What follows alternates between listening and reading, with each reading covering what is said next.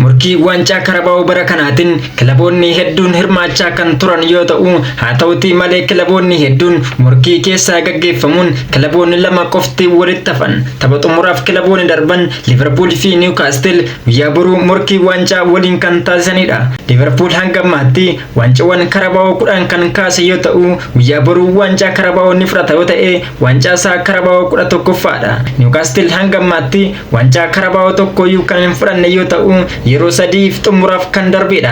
Dhiyeenya kana bara 1976 fi bara 2023 akkasuma xumura waancatiif kan darbe yoo ta'u, bara 2023 Manchester United injifatamuun waancaa kan dhabe Newcastle guyyaa boruus Liverpool waliin kan morkatudha. Newcastle yeroo darbe walakkaa xumura Arsenal waliin kan taphate yoo ta'u, meedaa ofii irratti 2-2 injifachuun akkasumas meedaa Arsenal irratti 2-2 injifachuun afreejidhaan 4-2 injifachuun gara xumuraatti kan dhufe yoo ta'u, Liverpool walakkaa xumuraa Tottenham waliin tapha gaggeessin 1-2 kan injifatame yoo ta'u, haa ta'u malee meedaa ofii irratti 4-2 injifachuun afreejidhaan 4-1 injifachuun xumuraaf kan darbe yoo ta'u, guyyaa boruus Newcastle waliin kan morkatudha. Liverpool hanga ammaatti yeroo 15f xumura waancatiif kan ga'e yoo ta'u, waancawwan Karabaa'oo 10 kan kaasedha. Guyyaa boruu waancaa Karabaa'oo ni fudhata yoo ta'e, waancaa Karabaa'oo 11ffaa yoo ta'u, Newcastle guyyaa boruu waancaa Karabaa'oo ni fudhata yoo ta'e, waancaa isaa jalqaba Karabaa'oo kan ta'udha.